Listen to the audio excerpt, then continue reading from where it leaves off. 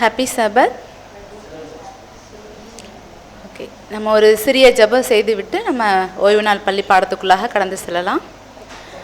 இரக்கத்தில் ஐஸ்வரம்ல எங்கள் அன்பின் பரலோக பிதாவே, அப்பா, இந்த நல்ல ஓய்வு நாளின் பகல் பொழுதுக்காக நன்றி செலுத்துகிறோம் சாமி.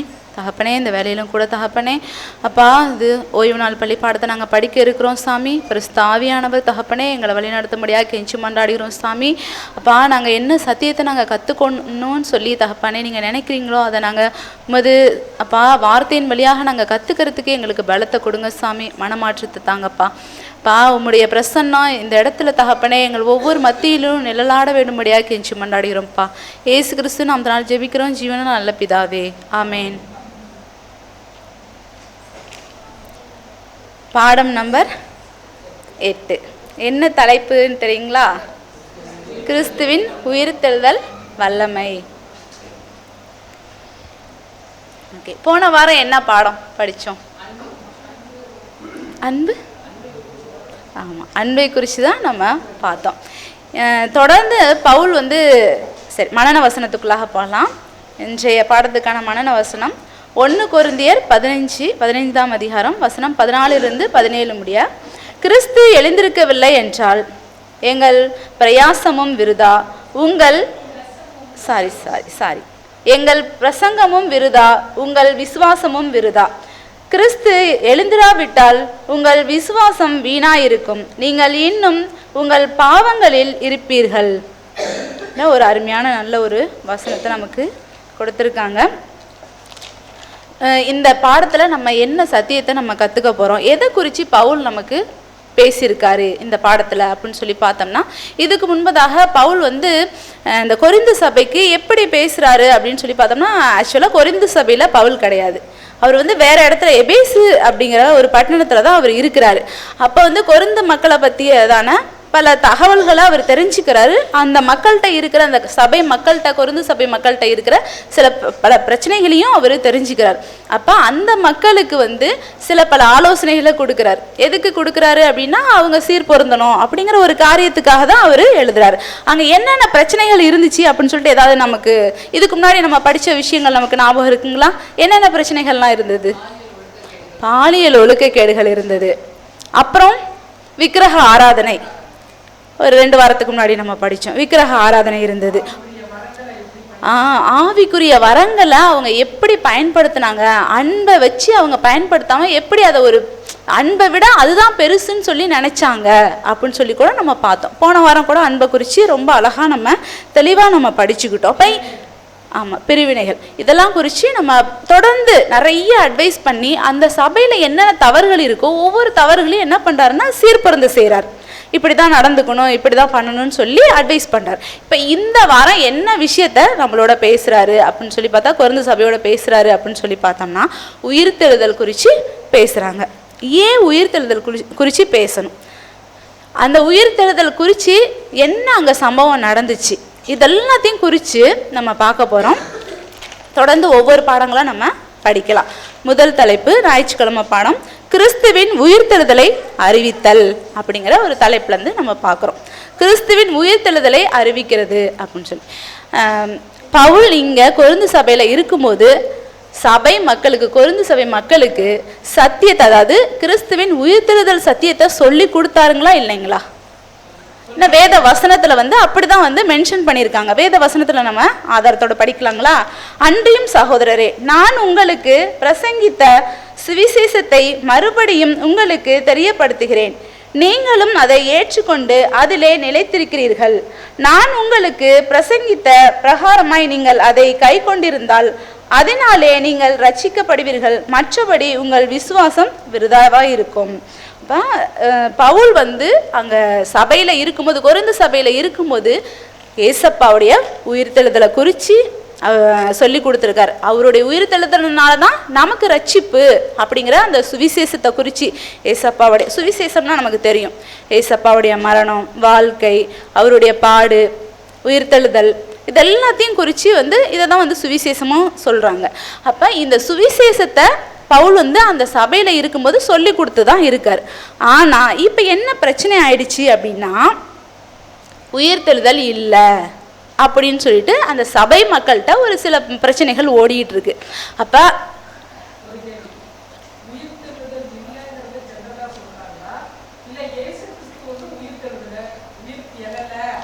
இல்லை, இயேசு கிறிஸ்து உயிர்த்தெழல அப்படின்னு சொல்லல, மனிதர்களுக்கு உயிர்த்தெழுதல் இல்லை அப்படின்னு சொல்லி சொல்றாங்க. உயிர்த்தெழுதல் இல்லை. அந்த தத்துவங்களுக்கு தான் ஆமா செவிசாய்ச்சி போயிட்டாங்க. அதனால அவங்கள பொறுத்த வரைக்கும் பாடி தனியா சோல் தனியா பார்க்க முடியல. ஒருத்தங்க முழுசா மரிச்ச பிறகு எப்படி அந்த பாடியும் ரெசரக்ட் ஆகும் அப்படின்றத அவங்களால அக்செப்ட் பண்ண முடியல, கூட பார்க்க முடியல. ஆனா இத பவுல் எழுதினது ஆண்டவருடைய உயிர்த்தெழுதலுக்கு அப்புறம் எத்தனை வருஷம் கழிச்சு? ஆண்டவர் உயிர்த்தெழுந்ததுக்கு அப்புறமா இருந்த இவங்க கூட இன்னும் கூட உயிரோட இருக்காங்க, சாட்சிகள்லாம். ஒரு 25-30 வருஷம் அவர் அதை எழுதுறாரு. ஆனாலும் இந்த மக்கள் அதை நம்புறதுக்கு தயார். அப்ப இப்படி ஒரு பிரச்சனை இப்ப என்னன்னாக்க முஸ்லிம்ஸ்ல அவங்களும் நம்ம படிக்கிற ஒரு சில சத்தியங்கள் அவங்கள இதுலயும் தொடர்ந்து வந்துட்டு இருக்கு. நம்ம இயேசு கிறிஸ்துன்னு சொல்றோம், அவங்க ஈசா நபின்னு சொல்லி சொல்றாங்க. ஆனாக்க அவர் தீர்க்கதரிசியில ஒருத்தவங்கன்னு ஏத்துக்கிறாங்க. அவர் மரிக்கல, அவர் அப்படியே எடுத்துக்கொள்ளப்பட்டார். மரிக்கல, இருக்காங்க. அப்ப இது போல காரியங்கள் கொரிந்து சபையில என்ன செஞ்சிருக்கோம், அப்பையில இருந்தே ஒரு பிரச்சனையை உண்டு பண்ணிருக்கும். அப்ப இப்ப ஒரு பிரச்சனை வந்துருச்சு, சத்தியத்தின் அடிப்படையில ஒரு பிரச்சனை கேள்வி வந்துருச்சு. அதை எப்படி பவுல் கையாண்டார் அப்படின்னு சொல்லி நம்ம பார்க்கும்போது எங்க நேரா சாட்சி எடுக்கிறாரு, எப்படி அந்த மக்களுக்கு டீச் பண்றாருன்னா, நம்ம வேத வசனத்துல நம்ம ஒருத்தவங்களுக்கு எப்படி நம்ம சத்தியத்தை சொல்லி தரணும் அப்படிங்கிற ஒரு வசனம் இருக்கு. பாப்பாங்களா? ஏசாயா 8:20.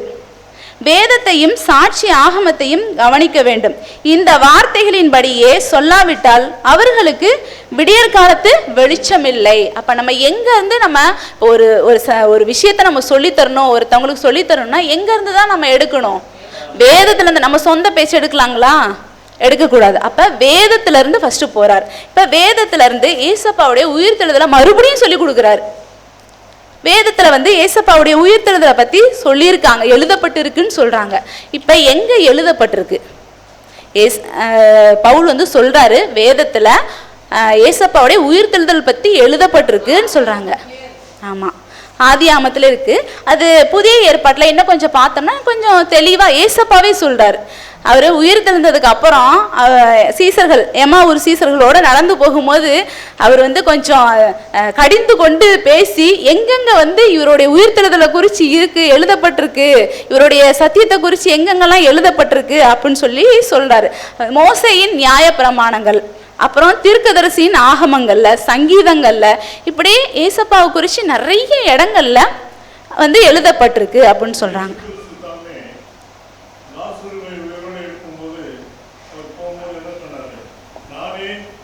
உயிர்த்தெழுதலும் ஜீவனுமாய் இருக்கிறேன். ஆமா, ஆமாங்க. இந்த உயிர்த்தெழுதல் எதற்கு ஒரு அடையாளமாக? மோசே மரித்து அடக்கம் பண்ணப்பட்டு உயிரோடு எழுப்பப்பட்டார். எதற்காக என்றால் கிறிஸ்துவுக்குள் மரிக்கிறவர்கள் அவர்கள் உயிர்ப்பிக்கப்படுவார்கள் என்ற அந்த ஒரு தத்துவத்தில் ஆண்டவர் அப்பயே காட்டிட்டார். இயேசு கிறிஸ்து இந்த உலகத்தில் இருந்த போதும் லாசருவை உயிரோடு எழுப்பினார். நானே உயிர்த்தெழுதும் ஜீவனமாக இருக்கிறேன்னு சொன்னார்.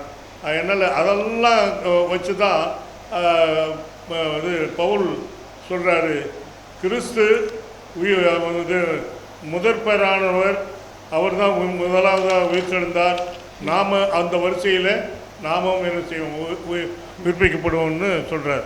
ஓகேங்க, நன்றிங்கய்யா. இன்னொன்று அம்மா அவங்க சொன்னாங்க, முஸ்லீமுடைய நம்பிக்கை இயேசு கிறிஸ்து அவர் சிலுவையில் மரிக்கலைன்னு அவங்க சொல்கிறாங்க. ஆனால் நாம் நன்றாக அறிவோம், சரித்திரமும் அந்த ஏரோது இருந்த காலத்தில் சரித்திரம் எழுதப்பட்டது. அவர் அடக்கம் பண்ணப்பட்ட போது சீஷர்கள் இயேசுவை அவருடைய சரீரத்தை எடுத்துகிட்டு போயிடுவாங்கன்னு சொல்லி அங்கே அதிகாரத்தை கொண்டு முத்திரை போட்டு அந்த வீரர்களாக என்ன செஞ்சாங்க, கல்லறை சுற்றிலும் இருந்தாங்க. ஆனால் அவங்களே 3ஆம் நாள் அந்த கல்லறை வெடித்து அங்கே உயிர்த்தெழுந்த போது அவர்களே வந்த சாட்சி இன்னும் ரோம சரித்திரத்தில் எழுதப்பட்டு இருக்கிறது. ஆனால் முஸ்லீமுங்க வந்து அவங்க என்ன சொல்கிறாங்கன்னா, இது மறிக்கலை, அவருக்கு அப்படியே கொண்டு போய் காஷ்மீரில் ஒரு கல்லறை இருக்குது, நான் அங்கே போய் பார்த்துருக்குறேன், அது இயேசு கிறிஸ்து இங்கே வந்து மறித்து அடக்கம் பண்ணப்பட்டிருக்கிறார் அவங்க நம்புகிறாங்க. ஆனால் ஆண்டவர் மரித்தார், உயிர் தெழுந்தார் என்கிறத யாரும் மறுக்க முடியாது. இந்த உலகத்தில் எந்த கல்லறையும் திறக்கப்படாத ஒரு கல்லறை என்றால் இயேசு கிறிஸ்துடைய கல்லறை மாத்திரம்தான் திறக்கப்பட்டது. அதனால் அதுதான். மற்ற எத்தனையோ மகான்கள் பிறந்தாங்க, எத்தனையோ மதங்கள் வந்தது, பெரிய பெரிய மகான்களாக இருந்தாங்க, மரித்தார்கள், அவர்கள் உயிர் தெழவிட்டு. அதான் ஒரே வித்தியாசம் கிறிஸ்தவ மார்க்கத்திற்கும் மற்ற மதத்திற்கும் உள்ள ஒரு வித்தியாசம், அதுதான். ஓகேங்க, நன்றிங்கய்யா. இப்போ நம்ம வந்து ஏசப்பா வந்து உயிர் தெழுந்தா மரித்து உயிர் தெழுவார் அப்படிங்கிறதுக்கான அடையாள சம்பவங்கள் நமக்கு தெரியும். அதனால் டக்கு டக்குன்னு உங்களுக்கு தெரிஞ்ச விஷயங்கள்லாம் நீங்கள் சொல்லிடுங்க. அடையாள சம்பவங்கள் அப்படின்னா நம்ம எதெல்லாம் சொல்லலாம். யோனா வந்து 3 நாள் வந்து மீனோட வயிற்றுல இருந்த விஷயங்கள், அப்புறம் ஈசாக்க வந்து ஆபிரகாம் வந்து பலி கொடுக்கறதுக்கு போகும்போது பாவனையாக மறுபடியும் பெற்றுக்கொண்ட சம்பவங்கள். அது இல்லாமல் நம்ம இது பல பண்டிகை முறைமைகளில் கூட ஏசப்பாவுடைய மரணத்தையும் உயிர்த்தெழுதலையும் குறித்து நமக்கு பஸ்கா பண்டிகையிலையும் அந்த அசைவாட்டுகிற பண்டிகையிலையும் ஏசப்பாவுடைய மரணத்தையும் உயிர்த்தெழுதலையும் குறித்து நமக்கு சொல்லி காட்டுறதா இருக்குது. ஒரே ஒரு கேள்வி மட்டும், இந்த கேள்வியை நான் கேட்கணுன்னே நினைக்கிறேன். ஏசப்பாவுடைய உயிர்த்தெழுதலை குறித்ததான வசனம் எங்கே இருக்குது? பழைய ஏற்பாட்டில் ஏசப்பாவுடைய உயிர்த்தெழுதல் குறித்ததான வசனம் எங்கே இருக்குது அப்படின்னு சொல்லிட்டு டைரக்ட் வசனம். ஓகேங்களா? அதை மட்டும் ஹோம்ஒர்க்குன்னு வச்சுக்கலாங்களா? இல்லை நமக்குள்ள அப்படி இருக்கட்டும்.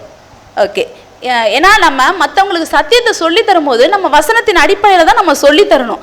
அப்போ நமக்கு வசனம் தெரியாத இப்போ ஏசப்பா பிறந்தாருன்னு சொல்லிட்டு நம்ம டக்குன்னு வசனம் எடுப்போம். எங்கே பிறந்தார், எந்த ஊரில் பிறந்தாருன்னு சொன்னால் டக்குன்னு வசனம் எடுப்போம். ஆனால் உயிர் தெழுவாருங்கிறதுக்கான வசனம் இருக்குங்களா? இதை நானுமே தேடிக்கிட்டு இருந்தேன். அதனால தான் உங்களுக்கு அந்த இது பண்ணேன். ஓகே. ஆனால் ஏசப்பா வந்து உயிர் தெழுவார் அப்படிங்கிறதுக்கான வசனங்கள் வேதத்தில் இருக்குது. இன்னொன்று, ஏசப்பா உயிர்த்தெழுந்ததை பார்த்தவங்க எவ்வளோ பேர் இருந்தாங்க அப்படின்னு சொல்லி பார்த்தா சீசர்களுக்கு வந்து காட்சி கொடுத்தாங்க. கிட்டத்தட்ட 500 பேருக்கு மேலே. அது இல்லாமல் தன்னுடைய சீசர்களான பேதுரு, அப்போஸ்தலர்கள் 12 பேர், எல்லாத்துக்குமே கடைசியாக யாருக்கு வந்து காட்சி கொடுத்தாருன்னு பார்த்தோம்னா பவுலுக்கு 500 பேருக்கு மேலே வந்து. யோபு பக்தன் என்ன சொல்றாரு? அந்நிய கண்கள் அல்ல, என்னுடைய கண்களே அவரை காணும். அப்பவே அந்த உயிர்த்தெழுதலை யோபு என்ன செய்திருக்கிறார், எழுதியிருக்கிறார். அந்த யோபு புஸ்தகத்தை எழுதினது யாரு? மோசே. அதனால அங்கேயும் ஆதியாகமத்திலையும் பார்க்கிறோம், இங்கேயும் அங்கே உயிர்த்தெழுதலை குறித்து அவர் என்ன செய்கிறார்? நானே பார்ப்பேன், அந்நிய கண்கள் அல்ல, என் கண்களே காணும் அப்படின்னு சொல்லி இது பண்ணாங்க. அப்போ இதுலேருந்து நம்ம தெரிஞ்சுக்கிற சத்தியம் என்னன்னா, ஒரு விஷயத்தில் டவுட்டு வருதுன்னா பவுல் வந்து எப்படி அதை கையாளுறாரு, எந்த விஷயத்துலேருந்து, வேதத்திலேருந்து தான் சத்தியத்தை எடுத்து காமிச்சு புரிய வச்சு அந்த சத்தியத்தை விலக்கி காமிக்கிறத நம்மளால் பார்க்க முடியுது. இப்போ நம்மள்கிட்ட யாராவது டவுட் கேட்குறாங்கன்னா இதே மாதிரி தான் வேதத்தின் அடிப்படையில் நம்ம சத்தியங்களை வசனங்களை காமிச்சு தான் நம்ம என்ன பண்ணணும், அதுக்குரிய சாட்சி ஆகமத்தையும் வேதத்தையும் காமிச்சு நம்ம அவங்களுக்கு சத்தியத்தை சொல்லித்தரணும் அப்படிங்கிற ஒரு விஷயம் நமக்கு புரிய வருது. அடுத்த பாடத்துக்குள்ளாக கடந்து செல்லலாங்களா? இதில் ஏதாவது டவுட் இருக்குங்களா? ஓகே, அடுத்த பாடத்துக்கு நம்ம கடந்து செல்லலாம். திங்கட்கிழமை பாடம், உயிர்த்தெழுந்த கிறிஸ்து நம் ஒரே நம்பிக்கை. இப்போ நம்மளுடைய ஒரே நம்பிக்கை என்னன்னா என்ன? நம்மளோட நம்பிக்கை எதுக்கு நம்ம இங்கெல்லாம் சர்ச்சில் வந்து உட்காந்துருக்கோம்? நம்ம ஏன் சர்ச்சுக்கு வந்து உட்காந்துருக்கோம்? நம்ம பரலோகம் போகணும் அப்படிங்கிற ஒரு நம்பிக்கை. எதன் அடிப்படையில் நம்ம பரலோகம் போகணும்னு நம்ம நினைக்கிறோம்? ஏசப்பா உயிர் தெழுந்தார், அவர் மாதிரி நானும் உயிர் தெழுவேன் அப்படிங்கிற ஒரு நம்பிக்கையில தான் நம்ம இங்கே வந்து உட்காந்துருக்கோம். இப்போ இந்த கொரிந்து சபையில் இப்படி ஒரு பிரச்சனை, உயிர் தெழுதலே இல்லை, மனிதர்கள் வந்து உயிர் தெழ முடியாது. எப்படின்னா அவங்களோட யோசனை நம்ம ப்ராக்டிக்கலாக எப்படி யோசிப்போம்? ஒருத்தவங்க செத்து போயிட்டு பல ஆயிரம் வருஷம் கழிச்சியும் அந்த அந்த மண்ணில் மக்கி போயிட்டாங்க. அந்த உடல்லாம் எப்படி உயிர்த்தெழும்? அப்போ உயிர்த்தெழுதல்ங்கிற ஒரு விஷயமே கிடையாது. ஆமா, சயின்டிஃபிக் பிரகாரம் கிடையாது. அதாவது நம்மளுடைய மூளையின் அடிப்படையில் பார்த்தாலும் அது இல்லை அப்படின்னு சொல்லிட்டு, அப்போ உயிர்த்தெழுதலே இல்லை, மனுஷங்களுக்கு உயிர்த்தெழுதலே இல்லை அப்படின்னு சொல்கிறாங்க. அப்போ வேற என்னதான் அவங்கள்ட்ட நம்பிக்கை இருந்துச்சு அப்படின்னு சொல்லி பார்த்தோம்னா, மனுஷன் வந்து செத்ததுக்கப்புறம் அவங்களுடைய ஆத்மா என்ன ஆகுனா தனியாக அது பறந்து போய் ஒரு இடத்துல போய் செட்டில் ஆயிரும் அப்படிங்கிறது அவங்களுடைய நம்பிக்கையாக இருக்குது. இப்போ இதில் ஒரு விஷயம் என்ன சொல்ல வராங்கன்னா, இதில் சாத்தானுடைய சூழ்ச்சி நம்மளால் புரிஞ்சுக்க முடியுதுங்களா? உயிர்த்தெழுதல் இல்லை, ஆனால் ஆத்மா மட்டும் சாகவே சாகாது. சாத்தானுடைய சூழ்ச்சி இங்கே இருக்குதுங்களா? ஏசப்பாவனால உனக்கு பரலோகம் கிடையாது. அப்போ உன்னுடைய ஆத்மாவே அடுத்தடுத்த இதுக்கு ப்ரமோஷன் ஆயிரும். இதை வந்து யார் சொன்னதை நீங்கள் பார்க்க முடியுதுன்னா, ஆதியாகமத்தில் சாத்தான் பேசுவான். சாத்தான் எப்படி பேசுவான்? இந்த பழத்தை சாப்பிட்டீங்கன்னா சாவே சாக மாட்ட. சாவதில்லை, சாவே கிடையாது. ஆத்மா அழியாது அப்படிங்கிற விஷயத்தை கொண்டு வந்ததே யாரு தான்? சாத்தான் தான். அப்ப இந்த கொரிந்து சபையில யார் வேலை செஞ்சுக்கிட்டு இருக்கா அப்படின்னு பார்த்தா சாத்தான் தான் அங்க வேலை செஞ்சுக்கிட்டு இருக்கான். இப்ப இந்த மக்களுக்கு ஏன் இப்படிப்பட்ட தெளிவா தானே பவுல் சொல்லி கொடுத்துட்டு தானே வந்தாரு, ஏன் இப்ப இவங்க இப்படி குழப்பிக்கிட்டு இருக்காங்க அப்படின்னு சொல்லி பார்த்தோம்னா, எதனால அவங்க இப்படி கன்ஃபியூஸ் ஆகுறாங்கன்னா, வெளியில இருக்க புறஜாதி மக்களுடைய கொள்கை அது. ஓகேங்களா? அந்த கொள்கையை படைத்த சில மக்கள் வந்து இப்போ நம்ம சத்தியம் சொல்லி வருவாங்க இல்லைங்களா? இப்போ அவங்க என்ன பண்ணுவாங்க, அவங்களுடைய நம்பிக்கை இங்கே வந்து சொல்லுவாங்க. அப்போ இப்படி தான் வந்து அவங்களுக்குள்ள இந்த மாதிரி ஒரு குழப்பங்கள் ஏற்பட்டிருக்கு அப்படின்னு சொல்லி நம்மளால பார்க்க முடியுது. ஓகே, சாத்தான் சொன்ன ஏதேன் தோட்டத்தில் சொன்ன அந்த பொய் நிரூபித்து இன்றைக்கு எல்லா மதத்திலையும் எக்ஸப்ட் செவன்த் டே அட்வென்டிஸ்ட் எல்லா மதத்துலையும் ஆத்மா அழியாது, அது அங்கே இருக்குது. இது இந்துக்கள் என்ன செய்யறாங்க, மரித்தா 7 பிறவி எடுக்கிறாங்க ஒரு நம்பிக்கை. இது முஸ்லிம்கள்னா அந்த ஆத்மா அப்படியே ஒரு இடத்துல சுத்திக்கிட்டே இருக்குமா ஆவி. கிறிஸ்தவர்கள் மத்தியில் என்ன இருக்கு, மரித்தாலும் ஆத்மாங்கிறது என்னது இருக்கு அப்படின்னு சொல்லி அந்த இருக்கு. ஆத்மா வந்து மரித்த உடனே அங்க ஆத்மா ஒன்று இல்லை. இயேசு கிறிஸ்து அதுக்கு ஆண்டவர் மனிதனை படைக்கும் போது ஆதியாகமம் 2:7 என்ன சொல்றாரு, மண்ணை எடுத்தார், ஜீவ சுவாசத்தை ஊதினார், ஜீவ ஆத்மா. பிரசங்கி 12:7 என்ன சொல்றாருன்னா, அங்கே ஆவி பிரியும், மண்ணாக போகும், ஆவி பிரியும், அது தன்னை திறந்த தேவன் இல்ல. இது ரெண்டும் சேர்ந்தாதான் ஆத்மா. ஆனா மற்ற எல்லா சபைகளிலும் என்ன சொல்றாங்கன்னா, ஆத்மான்னு ஒண்ணு இருக்குது, அது பர்வத்துல போயிருக்கு, அது நரகத்துல இருக்குது என்ற அந்த ஒரு நம்பிக்கை சாத்தான் எல்லா சபையிலும் எல்லா மத்தியிலும். இப்ப வந்து நம்முடைய ஒரே சபைதான் ஆத்மா என்பது இல்லை. அவர்கள் மண்ணுக்குள் மரித்தவர்கள் வணங்கி கொண்டிருக்கிறாங்க, கிறிஸ்து வரும்போது உயிரோடு எழுப்புவார்கள் என்ற அந்த நம்பிக்கை தான் நமக்கு பெரிய ஒரு ஆசீர்வாதமானது. ஓகே, நன்றிங்க ஐயா. இப்போ வந்து இந்த கொள்கை இப்போ ரொம்ப ஃபேமஸ் ஆகும் அப்படின்னு சொல்லிட்டு தீர்க்கதரிசி அவர்கள் எழுதியிருக்காங்க. மாபெரும் ஆன்மீக போராட்டம் அந்த புத்தகத்தில் நீங்கள் படிச்சிருப்பீங்க. இந்த ஆத்மாவை குறித்து அம்மையார் ரொம்ப தெளிவாக எழுதியிருக்காங்க. நான் ஒரு 2-3 வருஷத்துக்கு முன்னாடி ஒரு வீடியோ பார்த்தேன். எப்படின்னா, ஒரு அம்மா இருக்காங்க, ஒரு அம்மா வந்து ஏதோ குறி சொல்கிற மாதிரி சொல்கிறாங்க. அப்படி சொல்லும் போது அவங்கள தேடி ஒரு குடும்பமே வராங்க. அவங்க பையன், அந்த குடும்பத்தில் இருக்க ஒரு பையன் இறந்துட்டாங்களாம். இறந்ததுக்கு அப்புறம் இந்த பையன் எப்படி செத்தான், என்ன காரணத்தினால செத்தான்னு சொல்லிட்டு அந்த அம்மாட்ட வந்து கேட்குறாங்க. அந்த பையன் வாய்ஸ் மாதிரி அந்த அம்மா ஆம்பளை குரலில் லைட்டாக டர்ன் அது மாற்றி எப்படி போனாங்க, எப்படி தடுக்கி விட்டுச்சு, எப்படி விழுந்தேன், எப்படி செத்தேன் முதற்கொண்டு அத்தனையுமே சொல்கிறாங்க.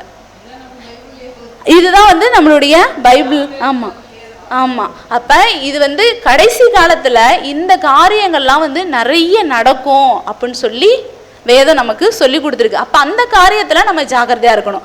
ஒரு வேலை குறி பார்க்குறதா இருக்கட்டும், இல்லை ஜோசியம் பார்க்குறதா இருக்கட்டும், இல்லை நல்ல நேரம் பார்க்குறதா இருக்கட்டும், இது எல்லாமே விட மாட்டாங்க. அது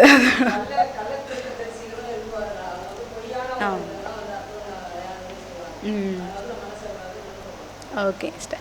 அப்போ இந்த மரணத்திலேயே இன்னொரு விஷயம் என்னன்னா, இப்போ இருக்க ட்ரெண்டிங் என்னன்னா, அந்த மரணத்தை குறித்து செத்த உடனே எங்கே நேராக போவோம், பரலோகத்துக்கு போயிடுவோம், டிக்கெட்டு அங்கே வாங்கிடுவோம். உண்மையாலுமே நேராக செத்த உடனே பரலோகத்துக்கு போயிடுவோமா? அப்படிதான் வசனம் சொல்லுதுங்களா?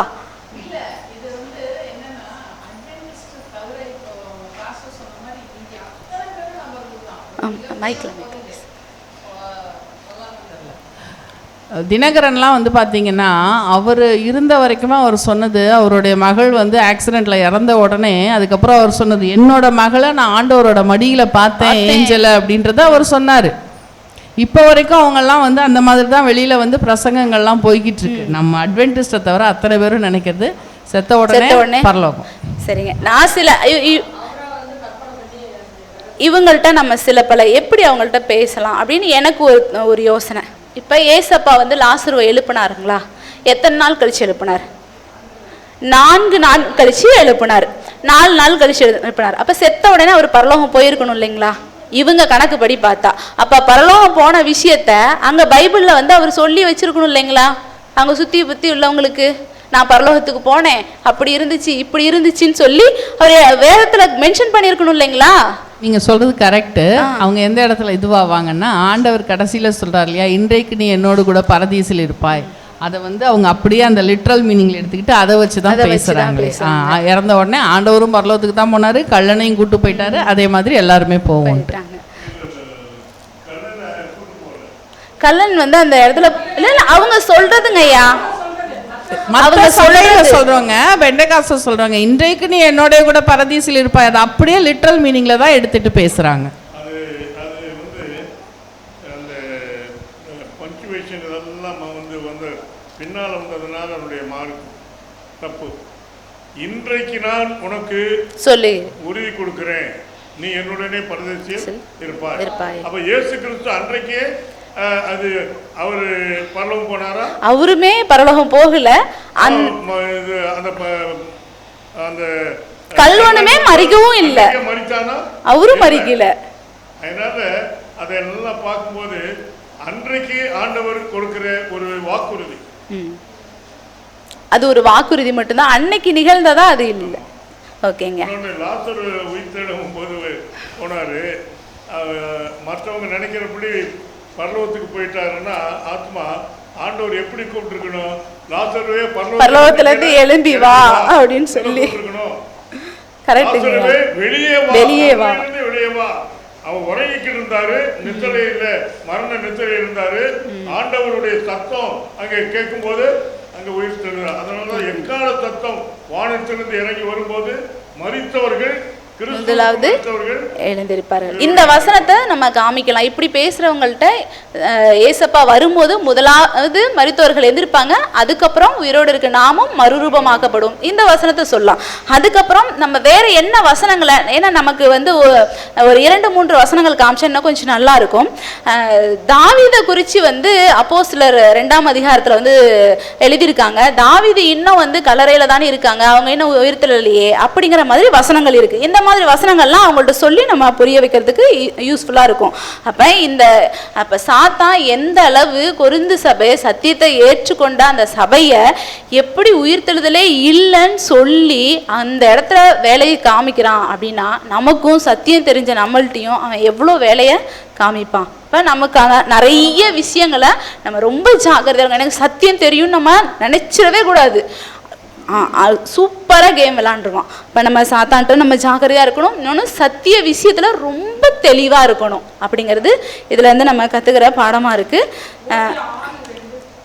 6:2 அது வந்து உயிர்த்தெழுதலை குறித்து சொல்லுங்க சிஸ்டர். அது வந்து கொஞ்சம் டைரக்ட் வசனமாக இல்லாமல் இன்டைரக்ட் வசனமாக இருக்கும் சிஸ்டர்.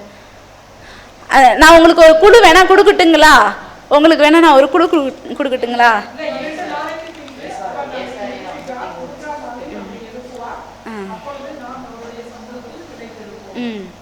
அது நாம் சொல்லி வரும். ஓகே சிஸ்டர், அது இன்டைரக்ட் வசனம் தான், கரெக்டு தான். அந்த வசனமும் இருக்க தான் சிஸ்டர் செய்து. இன்னொன்று இன்னும் கொஞ்சம் ஆப்டாக போகணும்னா சங்கீதத்தில் இருக்குது சிஸ்டர். சங்கீதத்தில் இருக்குது. கரெக்டாக சிஸ்டர் கண்டுபிடிச்சிட்டாங்க. ஓகே, 16:10 அது ஜோடி வசனத்தோட படிக்கும் போது அது உயிர்த்தெழுதலுக்கான வசனம் அப்படின்னு சொல்லிட்டு நம்மளால புரிஞ்சுக்கொள்ள முடியுது. ஓகே, 2ஆம் பாடம் முடிஞ்சிச்சு. நம்ம அடுத்தது 3ஆம் பாடத்துக்குள்ளாக கடந்து செல்லலாம். 3ஆம் பாடம் எதை குறித்து நம்ம பார்க்குறோன்னா, நித்திரை அடைந்தவர்களில் முதற் பலன் கிறிஸ்து அப்படின்னு சொல்லி பார்க்குறோம். நித்திரை அடைந்த, நித்திரைனா எதை சொல்லுவாங்க? நம்ம வேதத்துக்கு வந்துருங்க. தூக்கத்தை பற்றி நம்ம மரணத்தை வந்து ஏசப்பா வந்து நித்திரைன்னு சொல்லி சொல்லுவார். ஓகேங்களா? அப்போ மரண நித்திரை. ஓகேங்க. இப்போ வந்து இதில் பாருங்களேன், ஏசப்பா முதற் பலன் சொல்கிறாங்க. முதற் பலன்னா ஃபஸ்ட்டு என்ன? நமக்கு எல்லாத்துக்குமே தெரியும், ஃபர்ஸ்ட் ஃப்ரூட்டு. ஆமாம், தலைச்சம்பிள்ளையா இருக்கட்டும். நம்ம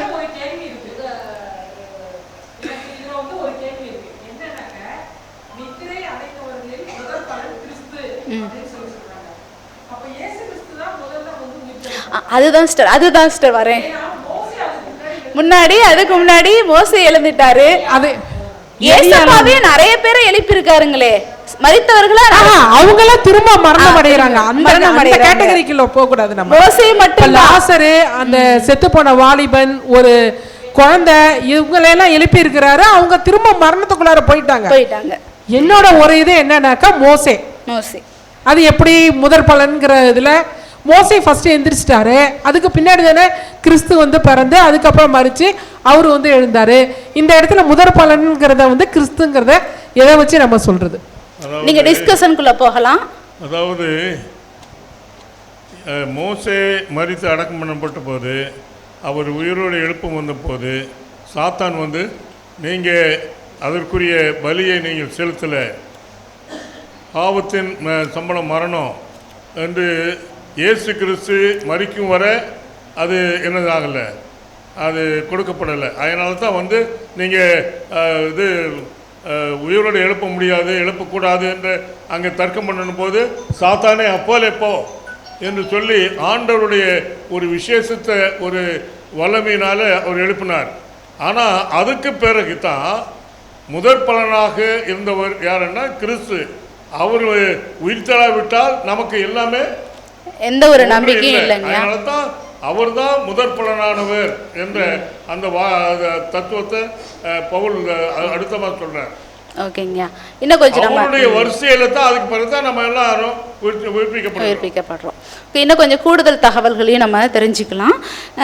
இப்போ வந்து வசனத்தின்படி நம்ம வாசிக்கலாம். 1 கொரிந்தியர் 15:22 ஆதாமுக்குள் எல்லாம் மரிக்கிறது போல கிறிஸ்துவுக்குள் எல்லாரும் உயிர்ப்பிக்கப்படுவார்கள். ஆதாம் செஞ்ச மீறுதல்னால என்ன வந்தது? பாவம் வந்தது. பாவத்தினால மரணம் வந்தது. இன்னொன்று வேற என்னென்னத்தெல்லாம் இழந்து போயிட்டாருன்னா, ஆளுகை, எல்லாமே நிறைய விஷயங்களை அவரு இழந்து போயிட்டார். என்ன ஒரு காரணம்? கீழ்ப்படியாமை, சொல் பேச்சு கேட்கல. அப்ப அதனால அவரோட நின்றுச்சா அந்த பாவம், அந்த மரணம், அந்த தண்டனை அப்படின்னா அவரோட நிக்கல. தொடர்ந்து நம்ம வரைக்கும், இன்னும் அடுத்தடுத்த தலைமுறைக்கும் போகும், கடைசி வரைக்கும் போகும். அப்ப அதே போல எப்படி ஒருத்தவங்க செஞ்ச முதல் ஆதாம் செஞ்ச பாவத்தினால எல்லாத்துக்கும் அந்த இது வந்துச்சோ, அந்த மரணம் எல்லாம் வந்துச்சோ, அதே போல ஏசப்பா அப்படிங்கிற 2ஆம் ஆதாம்னால அவரு நமக்காக உயிர் தெழுந்ததுனால, அதாவது எப்படி அப்படின்னு சொல்லி பார்த்தோம்னா, பாவமே இல்லாம கிறிஸ்துவுக்கு தன்னை முழுமையாக ஒப்படைக்கிறார். ஃபர்ஸ்ட் ஆதாம் பண்ண தப்பு என்ன? கீழ்ப்படியில, சொல் பேச்சு கேட்கல. ஆனா ஏசப்பா என்ன பண்றாருன்னா, முழுமையாக அவர் வந்து அந்த மரிக்கிற நேரத்துல கூட கெத்சமனே தோட்டத்துல, இந்த பாத்திரம் என்னை விட்டு நீங்க கூடுமானால் நீங்கட்டும் அப்படிங்கிறாரு. ஆனாலும் எனது சித்தம் இல்ல உமது, என்னோட விருப்பம் இல்ல உமது சித்தம் அப்படிங்கிறாரு. அப்ப முழுக்க அவர் என்ன பண்றாருன்னா, தெய்வத்திட்ட தன்னை அப்படியே சரண்டர் ஆக்குறாரு. ஓகேங்களா? அப்ப சரண்டர் ஆக்குறதுனால, அந்த கீழ்ப்படிதனால அவர் மரித்தாலும் உயிர் தெழுவதற்கு பாத்திரமானா இருக்கிறாரு. அப்புறம் யாரெல்லாம் நம்புறாங்களோ அவங்க எல்லாத்துக்குமே அந்த உயிர் தெழுதலை அவர் கொடுக்கிறார். இன்னொன்னு, அவர் முதற் பலன் அப்படிங்கிறதுக்கான காரணம், அவர் எந்த மரணத்தை எடுத்தார்? 2ஆம் மரணம். மோசே எடுத்தது முதல் மரணம், ஏசப்பா எடுத்தது 2ஆம் மரணம். அதனாலதான் அவரு முதற் பேரு. 2ஆம் மரணம் எடுத்தா அவ்வளவுதான், இனிமே வரவே முடியாது. ஆனாலும் அவருடைய அந்த எல்லா விஷயத்துக்கும் அவர் கீழ்ப்படிஞ்சதுனால அவர் வந்து என்ன பண்றாரு? எல்லாத்துக்கும் உயிர்த்தெழுதலுக்கும் முதற் பலனாக இருக்கிறாரு அப்படின்னு சொல்லி நம்மளால் பார்க்க முடியுது. இதில் ஏதாவது உங்களுக்கு சந்தேகங்கள் இருக்கா? இல்லை எக்ஸ்ட்ரா ஏதாவது ஞானஸ்நானம் குறித்து நம்ம பார்க்கலாங்களா? இப்போ உயிர்த்தெழுதலுக்கும் ஞானஸ்நானக்கும் சம்மந்தம் உங்களுக்கு தெரியும், டக் டக்குன்னு சொல்லிடுவீங்க. யாராவது சொல்லிடுங்க.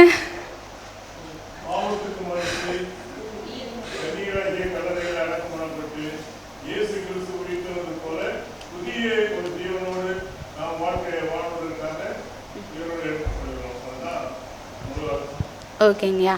இப்போ இந்த இடத்துல ஒரு சம்பவத்தை குறித்து சொல்கிறாங்க. ஒரு வார்த்தை வந்து சொல்லப்படுது. அதில் என்னன்னா, மரித்தவர்களுக்காக ஞானஸ்நானம் அப்படிங்கிற ஒரு நமக்கே புரியல இல்லைங்களா? இது ஒரு புரியாத ஒரு இதில் சொல்கிறாங்க. இதில் வந்து ஒரு 2-3 கருத்துகள் இருக்குது. ஏன் பவுல் இதை எழுதுறாரு அப்படின்னு சொல்லி பார்த்தோம்னா, கொரிந்து சபையில் என்ன விசுவாசம் இருக்குது? உயிர்த்தெழுதலே இல்லை, மனிதர்களுக்கு உயிர்த்தெழுதலே இல்லைன்னு சொல்கிறாங்க. ஆனால் ஞானஸ்நானம் எடுக்கிறாங்க இல்லைங்களா? யாருக்காக எடுக்கிறாங்க? மரித்தவர்களுக்காக எடுக்கிறாங்க.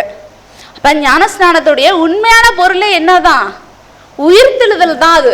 அப்போ உயிர்த்தெழுதலை பற்றி, உயிர்த்தெழுதலே இல்லைன்னு சொல்கிறீங்க, ஆனால் ஞானஸ்நானம் எடுக்கிறீங்க. அதுவும் யாருக்காக எடுக்கிறீங்க? மரித்தவர்களுக்காக. இந்த மரித்தவர்களுக்காக ஞானஸ்நானம் எடுக்கிற விஷயத்தை பற்றி பேசும்போது 2 விதமான கருத்துகள் இருக்குது. அதாவது மரித்தவங்களுக்காக நம்ம ஞானஸ்நானம் எடுக்க முடியுங்களா? அது ஒரு தவறான செயல்.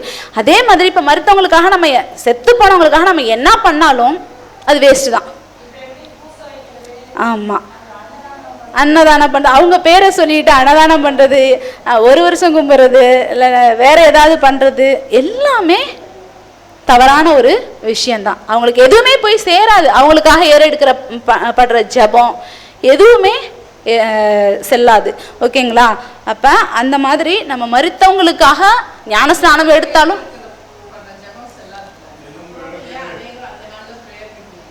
என்ன சிஸ்டர்?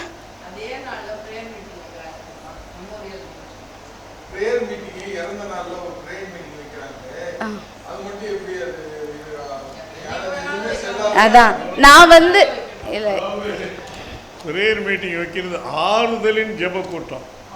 அந்த குடும்பத்துக்காக ஆறுதல், மற்றபடி வேற நோக்கத்துக்காக அல்ல. இல்லை எனக்கு தெரிஞ்சு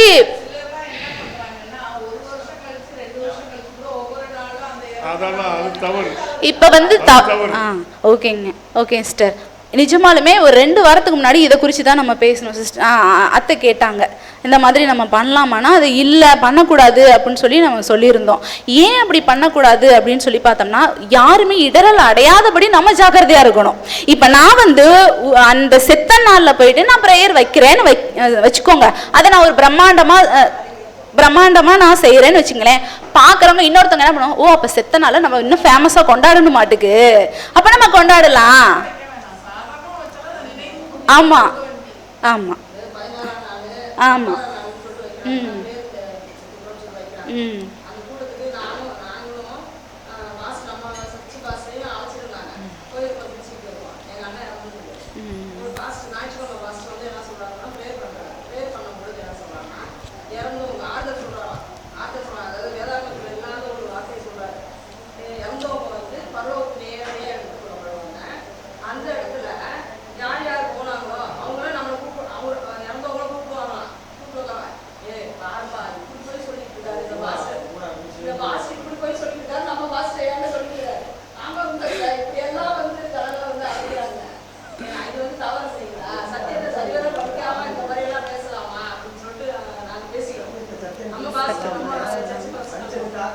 மாற்றி பேசுறது, மனுஷங்களுக்காக, மனுஷங்களுடைய திருப்திக்காக, அவங்க சந்தோஷத்துக்காக மாற்றி பேசுறது, அந்த மாதிரி தான் நம்ம இருக்கக்கூடாது.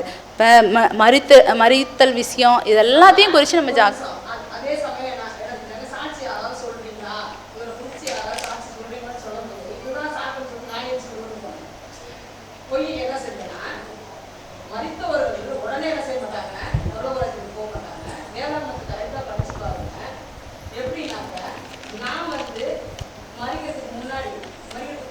மைக்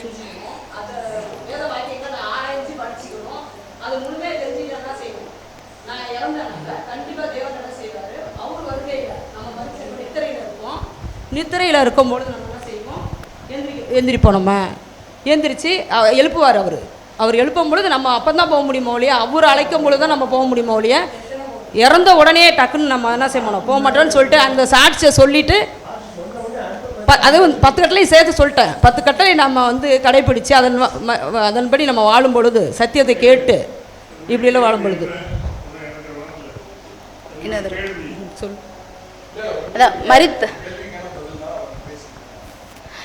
மரித்தவங்களுக்காக நம்ம அந்த ஒரு வருஷம் கொண்டாடுறது இந்த மாதிரிலாம் பண்ணிகிட்டு இருக்கோம் இல்லைங்கய்யா, பண்ணிக்கிட்டு இருக்காங்க இல்லைங்கய்யா. அது வந்து எந்த அளவு தவறு அப்படிங்கிறதுக்கான ஒரு விஷயத்த பேசிக்கிட்டு இருக்காங்க. அது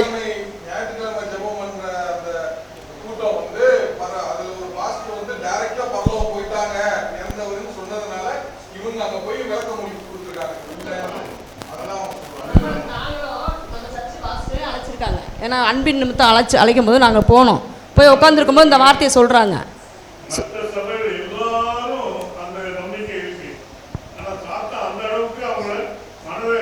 குருடாக்கி போட்டிருக்காங்க.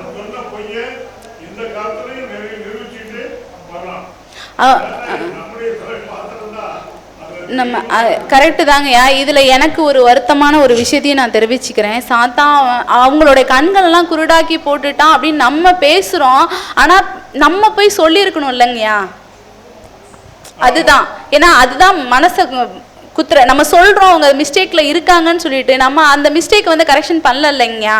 இதே அந்த இடத்துல பவுல் இருந்திருந்தா என்ன பண்ணியிருப்பாரு? கண்டிப்பா அப்படி சிஸ்டர் பண்ணியிருக்காங்க. அப்படி சொல்லிட்டு இருக்கும்போது தான் ஏஞ்சி போய் நாங்கள் போய் நான் செஞ்ச சாட்சி சொல்கிறேன்.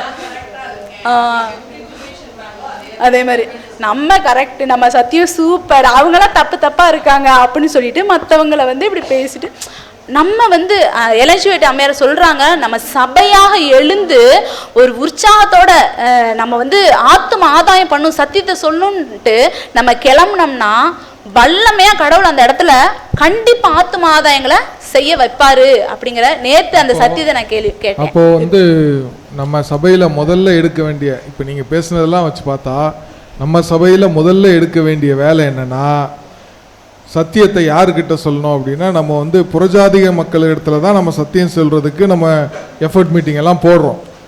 சொல்லப்போனால் நம்ம முதல்ல மற்ற கிறிஸ்தவர்கள்ட்ட சத்தியத்தை சொல்கிறதுக்கு தான் நம்ம முதல்ல எத்தனிக்கணும். ஏன்னா அவங்களுக்கு தெரியும், அட்லீஸ்ட் இயேசுவானவர்னா யாருன்றது தெரியும். அதனால் நம்ம அவங்கள அணுகி அவங்களுடைய தவறான நம்பிக்கைகளை என்னென்ன இருக்குன்றதை உடைக்கிறதே ரொம்ப ஈஸியாக இருக்குமே தவிர, ஃப்ரெஷ்ஷாக புறஜாதி மக்களில் போய் கடவுளை புதுசாக ஏற்றுக்கொள்ள சொல்கிறது வந்து கொஞ்சம் கடினமான வேலை தான். ஸோ அதுலேயும் வந்து அரசும் அதில் வந்து தலையிடுது. மதம் மாறுதல் தடை சட்டம்லாம் போடுறான். நீ இன்னொரு கிறிஸ்தவர்கிட்ட சொன்னால் அது தடை சட்டத்தில் வராது. ஸோ ஆக்சுவலாக நம்ம அவங்கள தான் முதல்ல என்ன செய்யணும், உண்மையான சத்தியத்தை சொல்வதற்கு நம்ம வேலையை ஆரம்பிக்கணும்.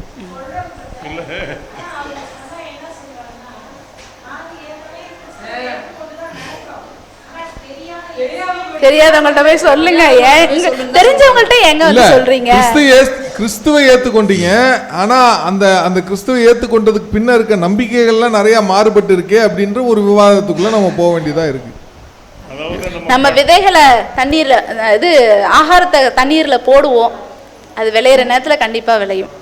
அந்த நேரத்துல நாங்க போய் அந்த வார்த்தையை சொன்னதுக்கு, சாட்சியா சொன்னதுக்கு அந்த சர்ச்சுக்கு போற எங்க தம்பி பொண்டாட்டி எங்க கிட்ட பேசுறது இல்லை. இப்போ வருஷம் ஆக போகுது. விதைச்சிட்டீங்கல்ல, அதை போய் சொல்றதுக்காக நான் கூப்பிடுறேன், இங்க வாமா, என்ன நீங்க இப்படி பேசுறீங்க அப்படின்னு சொல்லும் பொழுது நான் போய் பேச போறேன். சண்டை போட்டுட்டு வரல, பேசுறது இல்லை. அவரு சொன்னபடி கிறிஸ்தவங்களுக்கு மாத்திரம் நம்ம மீட்டிங் போடுறதில்லை. எல்லாத்துக்கும் பெரம்பலூர் சபைக்கு இங்கே வந்து நாங்கள் தான் போட்டோம். 95 நான் தான் எல்லாம் போட்டு பாஸ்டர் தான் வந்து செய்தோம். ஆனால் கிறிஸ்தவங்களுக்கு மாத்திரம்னு நம்ம போட்டோமா? இல்லை, எல்லாரும். ஆனால் எல்லாரும் வந்தாங்க, கிறிஸ்தவர்களும் ஏற்றுக்கொண்டாங்க, இந்துக்களும் ஏற்றுக்கொண்டாங்க, சில முஸ்லீம்களும் வந்தாங்க. அதனால் அவங்கவுங்க அந்த ஒரு தருணம் கொடுக்கப்படுது, அது யார் யார் ஏற்றுக்கொள்கிறாங்களோ அதை பின்பற்றி வர்றாங்க. ஜெபத்தோட நம்ம ஊழியம் செய்வோம். இன்னும் அதிகமாக ஊழியம் சொல்ல வேண்டியது அவசியம். ஓகேங்க, எனக்கு நேரம் கருதி நான் கொஞ்சம் ஃபாஸ்ட்டாக போகலான்னு இருக்கேன். புதன்கிழமை பாடத்தில் உயிர்த்தெழுந்த சரீரம் அப்படிங்கிற, இப்போ நம்ம உயிர்த்தெழும் போது நம்மளுடைய சரீரம் எப்படியெல்லாம் உருமாறும் அப்படின்னு சொல்லி உங்களுக்கு தெரியும். ஆமாம், நம்ம என்னென்ன விஷயங்கள்லாம் மாறும். இல்லை புதுசாக சரீரமே இந்த சரீரமே இல்லாமல் ஏதோ வேற சரீரம் ஏதாவது வந்துருங்களா? இதே சரீரம் தான், நோய் இல்லாமல் இருக்கும்.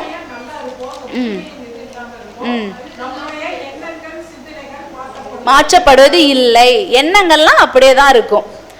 நம்மளுடைய சிந்தனைகள் எல்லாம் அப்படியே தான் இருக்கும். ஏசப்பா மேல இருக்க அந்த விசுவாசம் அப்படியே தான் இருக்கும். ஆனா என்ன விஷயம் அழிக்கப்படும் அப்படின்னா, அந்த ஜென்ம சுபாவமான அந்த பாவம் வந்து அழிக்கப்படும். அந்த பாவங்களே நமக்கு நினைவுகளில் இருக்காது. அப்போ பரிசுத்தமான ஆவிக்குரிய சரீரமாக மாறிடுவோம். அடுத்தது அழிவுக்குரிய இது அழியாமையை தரித்து கொள்ளும். ஓகே, பலவீனமானது, அதாவது நோய், சிஸ்டர் சொன்ன மாதிரி தான், நோய் எது இருந்தாலும் அந்த உயிர்த்தெழுதுக்கு அப்புறம் அந்த பிரச்சனை எதுவுமே நமக்கு இருக்காது அப்படின்னு சொல்லி படைக்கு. ஆமா சிஸ்டர், அதான் அழிவுக்கு. நம்ம பரலோகத்துல இருப்போமா பூமியில இருப்போமா, அது முதல்ல ஒரு கேள்வி இருக்கு. தேவநேச புதிய எருசலேமிய இங்கே தான் உருவாக்குறாரு. நம்மளெல்லாம் பரலோகத்துல கூட்டு போய், இது நான் கேள்விப்பட்ட சத்தியம் பிரசங்கத்துல, பரலோகத்துல கொண்டு போய் நம்ம நீண்ட நாள் பரலோகத்துல போய் இருக்க போறது இல்ல, பூமியை அதுக்கு மாற்ற போகிறார். 1000 வருஷம் அரசாட்சி அங்கதான். 1000 வருஷம் அரசாட்சிக்கு போனாலும் நம்ம அதாவது நம்ம இதே அந்த திங்கிங்கோட எதுவுமே இருக்காது இல்லைங்க சார். இல்லை மாற்றப்பட்டு தானே இருக்கும். அதாவது இயேசு கிறிஸ்து 2ஆம் முறை வரும்போது உயிரோடு எழுப்பப்பட்ட அவர்கள் நீதிமான்கள் மருத்துவம் பார்த்து பரலோகத்திற்கு எடுத்துக்கொள்ளப்படுறோம். 1000 வருட அரசாட்சிக்கு பிறகு தான் அந்த நேரத்தில் யார் மாத்திரன்னா துன்மார்க்கரும் அழிக்கப்படுறாங்க. இது சாத்தான் மாத்திரம் அவன் தனியாக இருக்கிறான். அது சூழ்நிலை இன்னும் அந்த சங்கிலினால் கட்டப்பட்டு இருக்கிறான். ஆனால் 1000 வருடம் முடிஞ்ச பிறகு புதிய எருசலேம் வானத்திலிருந்து இறங்கி பூமியில் வந்து அங்கே சியோன் மலையில் என்ன செய்யுது இறங்குது. அதுக்கு அந்த நேரத்தில் தான் சாத்தான் அப்பொழுது என்ன செய்கிறாங்க, துன்மார்க்கரெல்லாம் உயிர்ப்பிக்கப்படுறாங்க. அப்போ துன்மார்க்கர்கள் உயிர்ப்பிக்கப்படும் போது பெரிய மாகை கோகை அந்த ராஜாக்களும் பெரிய பெரிய கூட்டமாக இருக்குது. சாத்தா என்ன சொல்றாருன்னா, நாம போய் எல்லாம் சேர்ந்து அந்த பட்டணத்தை பிடிச்சிக்கலாம், போய் பிடிப்போம் என்று சொல்லி அங்கே எல்லாம் வளைந்து கொள்றாங்க. அந்த நேரத்தில் அக்கினியானது வானத்திலிருந்து இறங்கி நித்திய அக்கினியினாலே அவர்கள் அழிக்கப்படுகிறார்கள். இந்த பூமி அக்கினி சுத்திகரிக்கப்பட்டு அது பரிசுத்தமாக்கப்படுது. அதுக்கு பிறகுதான் நான் நீதிமான்கள் அங்கே வெளியே வந்து அவரவர்கள் வந்து திராட்சை தோட்டம் நாட்டுவார்கள். எல்லா காரியங்களும் நடக்குது, வேதத்தில் தெளிவாக சொல்லப்படுறது. ஓகேங்கய்யா, நன்றிங்கய்யா. இதுலேருந்து நம்ம ஆவிக்குரிய சத்தியம் என்ன கற்றுக்கிறோன்னா, நமக்கு வந்து சரீரங்கள் இப்போ நமக்கு பலவீனமாக இருந்தாலும் கண்டிப்பாக வந்து நமக்கு வந்து ஒரு புது சரீரத்தை உயிர்த்தெழுதின் போது நமக்கு தெய்வம் கொடுக்குறவராக இருக்கிறாரு. அதனால இப்போ வர பிரச்சனைகள், துன்பங்கள் எல்லாத்தையும் நம்ம எதை நோக்கி நம்ம யோசித்தோம்னா இதெல்லாம் பெருசாக தெரியாதுன்னா, கண்டிப்பாக துன்பம் இல்லை, கவலை இல்லை, நோய் இல்லை, எதுவுமே இல்லை. அப்போ இந்த நாட்கள் நமக்கு ஒரு வேளை நமக்கு கஷ்டம், துன்பம் எல்லாமே இருந்தாலும் எதிர்காலத்தை நம்ம யோசித்து பார்க்கும்போது கடவுள் எதுவுமே இல்லாத ஒரு புதிதான ஒரு பரலோக இதை நமக்கு கொடுக்க போகிறாரு.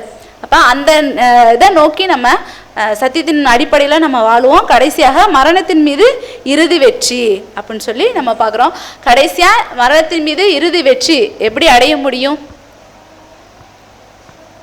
நம்மளால அடைய முடியுங்களா? ஆமா, மரணமே இல்லை. ஆமா, அழிச்சிடுறாரு. இப்ப சாத்தான சேர்ந்தவங்க அழிஞ்சிடுறாங்க, எரிக்கப்படுது.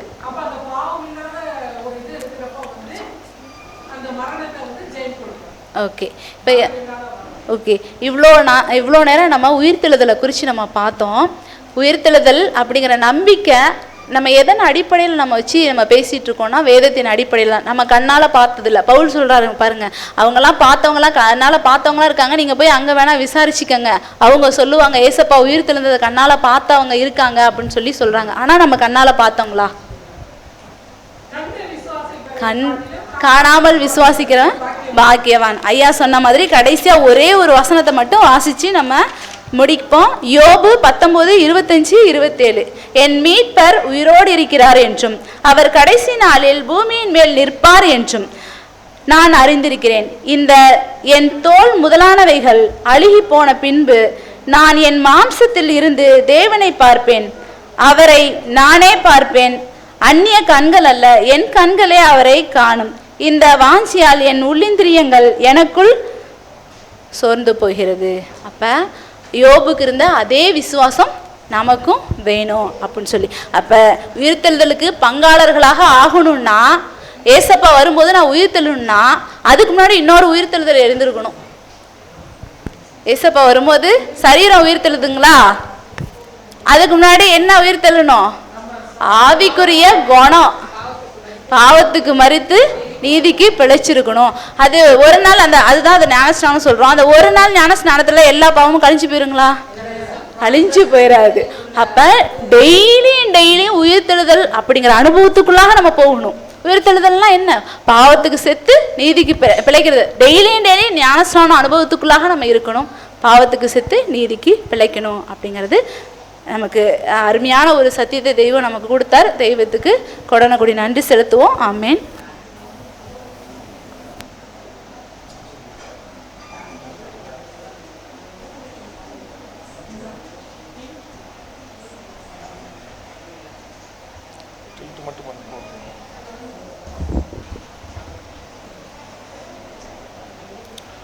ஓய்வு நாள் பள்ளி பாடத்தை அருமையாக எடுத்துக் கொடுத்த சகோதரி ஃபெமிலா அவர்களுக்கு சபையின் சார்பாக நன்றியை தெரிவித்துக் கொள்கிறோம்.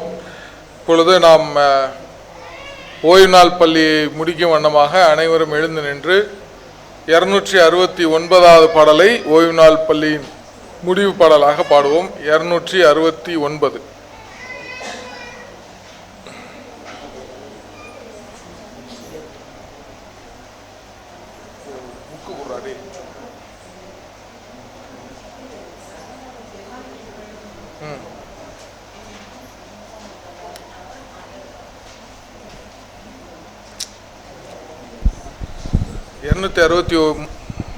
என்ன பாட்டு?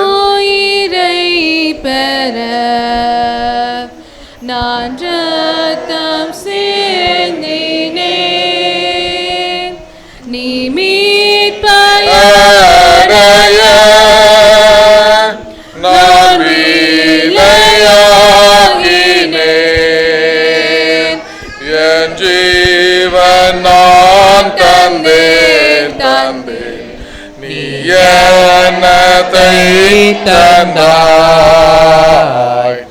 என் ஜீவன் நான் தந்தேன், நீ என்னத்தை தந்தாய், சதாகால இன்பம் நீ பெற்ற வாழ்ந்திட,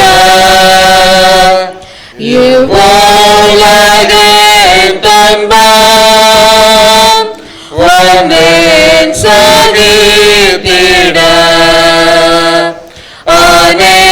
அநேகநாள் பட்டேன் உன்னாளி தந்தாயா, அநேகநாள் பட்டேன் உன்னாளி தந்தாயா, மகத்வனிலைமை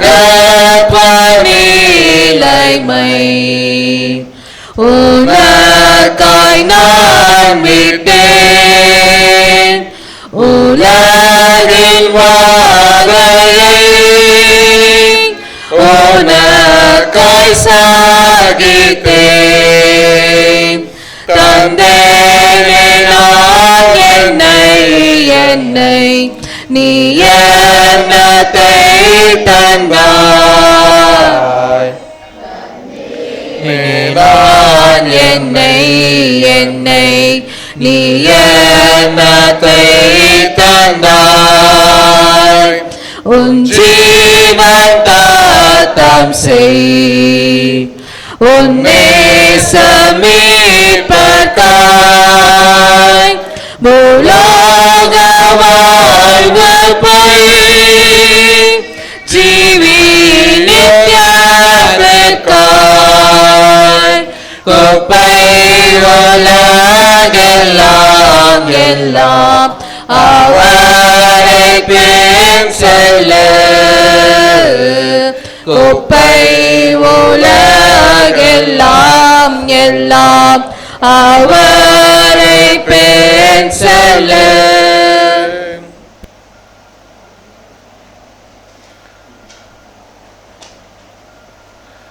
முடிவு ஜெபத்திற்காக தலை வணங்குவோம். முடிவு ஜெபத்தை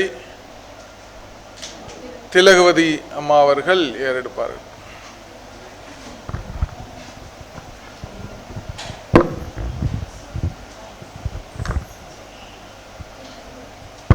ஸ்தோத்திரம் ஆண்டவரே, ஸ்தோத்திரம் ஆண்டவரே, ஸ்தோத்திரம் ஆண்டவரே. தகப்பனே, மகா இரக்கம் கிருபை அன்பு நெஞ்ச பரலோக தந்தையே, மூக்கோடான் கொடி ஸ்தோத்திரம். நன்றி ராஜா.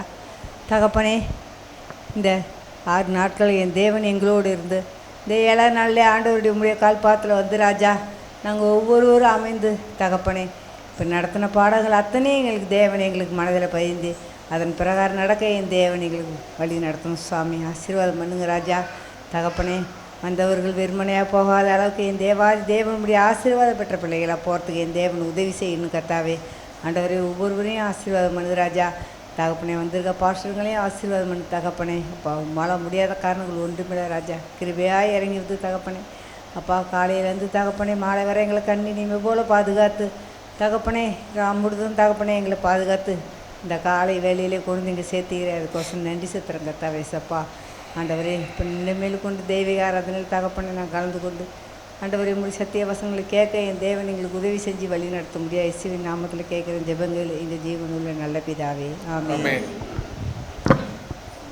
அனைவரும் அமருவோம்.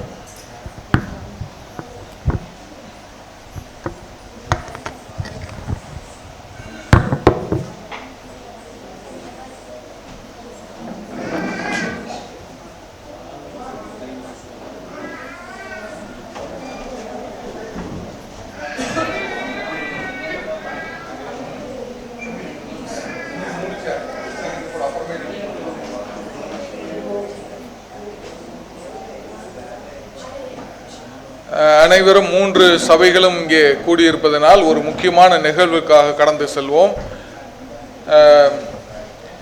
இந்த நிகழ்விலே நாம் நம்மளுடைய போதகர் பாஸ்டர் எரமியா அவர்களையும் போதகர் ராஜா சிதம்பரம் அவர்களையும் நம்மளுடைய வடதமிழ் கான்ஃபரன்ஸின் பொருளாளர் ராஜ் மோசஸ் அவர்களையும் முன்னழைக்கிறேன். அவர்கள் இந்த நிகழ்வை போதகர் ராஜ் மோசஸ் அவர்கள் நடத்துவார்கள்.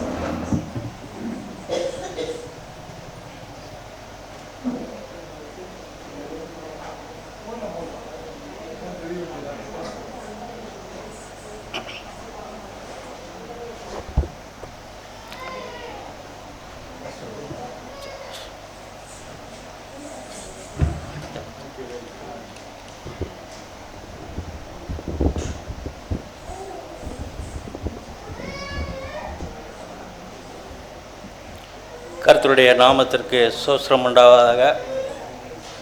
முதலாவது நான் என்னை இன்ட்ரடியூஸ் பண்ணேன். என்ன இந்த வடதமிழ் பகுதிக்கு வந்து ஒரு வருடம் ஆயிடுது. அநேக முறையில் இந்த திருச்சபைக்கு வரணும்னு பிரயாசப்பட்டும் கொஞ்சம் நாள்கள் கடந்தே போயிட்டது. ராஜ் மோசஸ், நான் வடதமிழ் பகுதியிலே பொருளாளராக கடந்த 1 வருடமாக பணியாற்றி கொண்டு வருகிறேன். தொடர்ந்து ஆண்டவருடைய ஊழியத்தை செய்யும்படியான பாக்கியம் மறுபடியும் கிடைத்ததுனால இந்த வடதமிழ் பகுதியிலே பொருளாளராக தொடர்ந்து ஊழியத்தை செய்து கொண்டு வருகிறேன். திருச்சபைக்கு அநேக காரியங்களை செய்ய வேண்டும் என்று அநேக முறையை நம்முடைய அதனுடைய எல்டர் பிராங்க்லின் அவர்கள் சொல்லுவாங்க.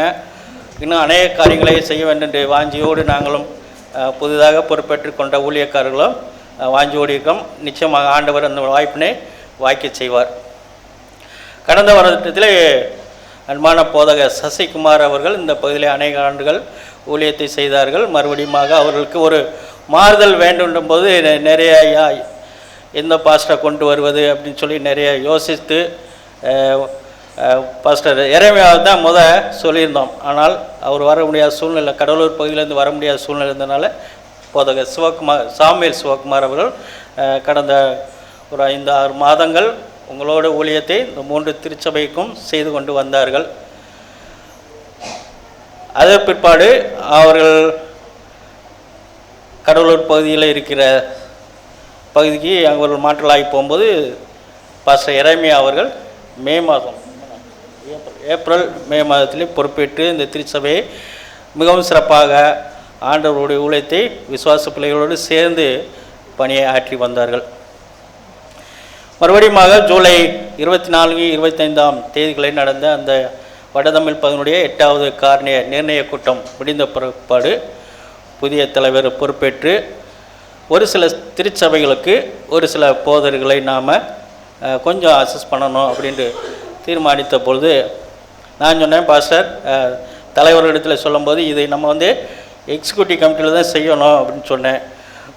அவர் சகோதரர் ஃப்ராங்க்லின் இருக்காங்க, அவங்களாம் எக்ஸிக்யூட்டிவ் கமிட்டி மூலம் தான் பொதுவாக செய்வோன்னா, இல்லை இது ஒரு சின்ன காரியமாக இருக்கிறதுனால ஒரு அறிகுறியாக செய்ய வேண்டியதுனால நம்ம ஆஃபீஸர்ஸ் கவுன்சில் மூலமாக கடந்த ஆகஸ்ட் மாதம் 11ஆம் தேதி ஆஃபீஸர்ஸ் கவுன்சில் கூடி ஒரு சில மாற்றங்களை ஒரு சில திருச்சபைகளுக்கு போதர்களை நியமித்தார்கள். அதன் பிரகாரமாக புதுக்கோட்டை திருமயம் பகுதியில் போதகராக பணியாற்றி கொண்டிருக்கிற அன்பான போதகர் ராஜா சிதம்பரம் அவர்கள் கடந்த யூனியன் கமிட்டியில் நடைபெற்ற யூனியன் கமிட்டியில் அவர்கள் பணி மாறுதல் பற்றி வடதமிழ் பகுதிக்கு பணி மாறுதல் செய்யப்பட்டு வந்தார்கள். அவர்களை வடதமிழ் பகுதியினுடைய ஓசி கமிட்டி ஆகஸ்ட் 11ஆம் தேதி தீர்மானித்து நம்முடைய பெரம்பலூர், கிருஷ்ணாபுரம், தொண்டமான்துறை அந்த பகுதிகளுக்கு ஊழியர்காரர்களாக நாம் நியமிப்போம் என்று தீர்மானிக்கப்பட்டது. ஏனென்றால் ஒரு குடும்பத்தோடு இந்த பகுதியில் இருந்து ஊழியத்தை செய்வதற்கு ஒரு போதகர் நமக்கு தேவை என்பது அநேக நாட்களாக அநேக மாதங்களாக நாங்கள் அலுவலகத்தில் பேசியதுண்டு. அதன் மூலமாக குடும்பத்தோடு சேர்ந்து இந்த பகுதியிலே ஊழியத்தை செய்ய வந்திருக்கோம். அன்பான போதகர் ராஜா சிதம்பரம் அவர்களையும் அவர் குடும்பத்தையும் வடதமிழ் பகுதியின் சார்பாகவும் பெரம்பலூர் மற்றும் கிருஷ்ணாபுரம், தொண்டமான்துறை திருச்சபை சார்பாக வாழ்த்து வரவேற்கிறோம்.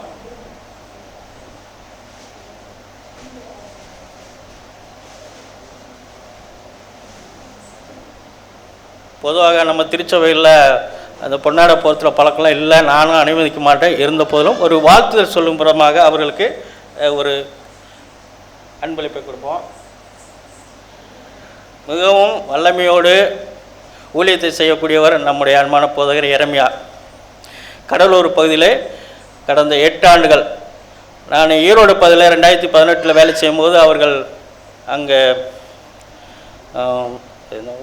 தாராபுரம் பகுதியில் வேலை செய்தார்கள். அவர் இப்போ பேசி பழகினது கிடையாது. அந்த பகுதிகளுக்கு ஊழியக்காரர்கள் வருவார்கள்.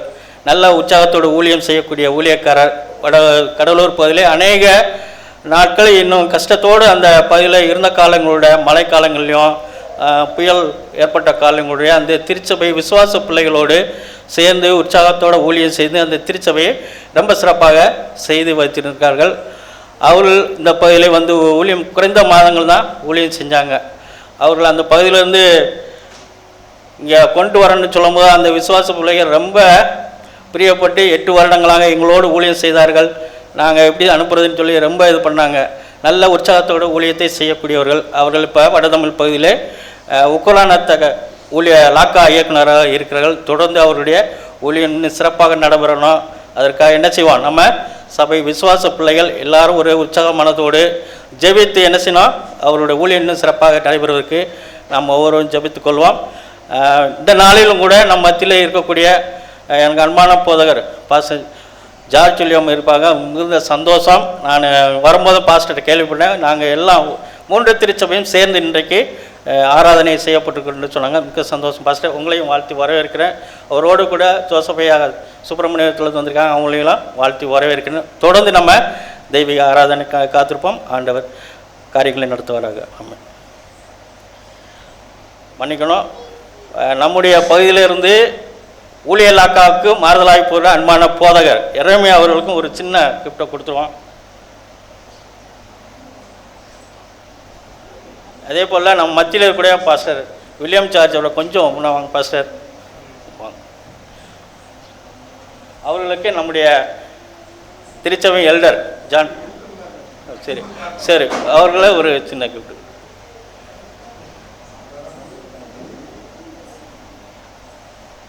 ஐயா ஜோசப் ஐயா வாங்க.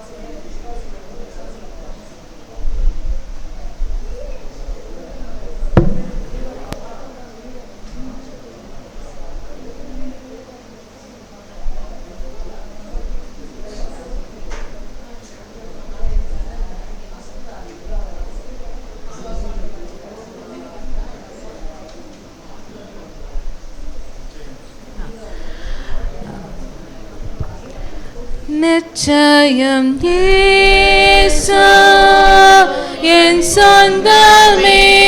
247 தெய்வீக மகிமையே ரட்சண்ய ஊரி மயூரவே வந்தே சுத்திகாரம் பெறவே இதே என் சாட்சி என்கிறமே மீட்பரை போற்றல் எக்காலமே இதே என் சாட்சி என்கிறமே மீட்பரை போற்றல் எக்காலமே.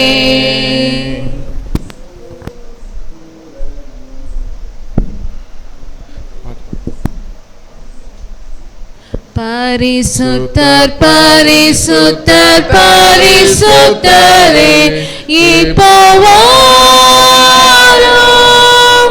சேனையுடன் வந்து நல்லாசித்தாரும் நல் இயேசுவே பக்தியுடன் அமைதியுடன் ஒரு மனதாய் காத்திருப்போம்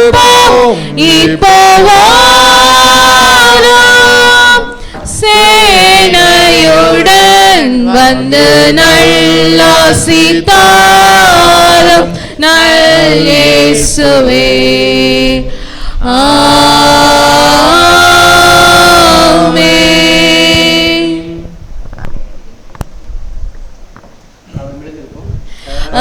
அநாதியான கர்த்தரே, தெய்வீக ஆசனத்திலே வானங்களுக்கு மேலாய் நீர் மகிமையோடு இருக்கிறீர். ஆமென்.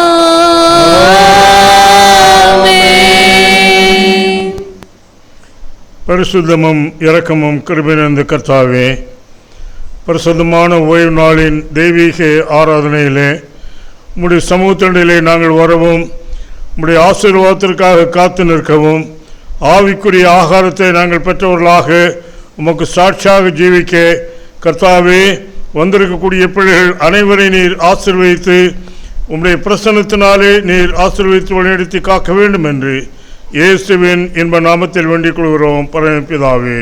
ஆமென்.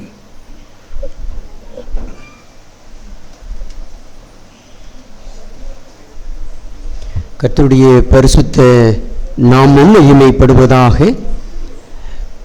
ஆசீர்வதிக்கப்பட்ட இந்த நல்ல நாளிலே தெய்வீக ஆராதனையிலே கலந்து கொள்ளும்படியாக வருகை தந்திருக்கிற விசுவாச பிள்ளைகள் உங்கள் யாவரையும் நான் வாழ்த்தி வரவேற்பதிலே மிக்க மகிழ்ச்சி.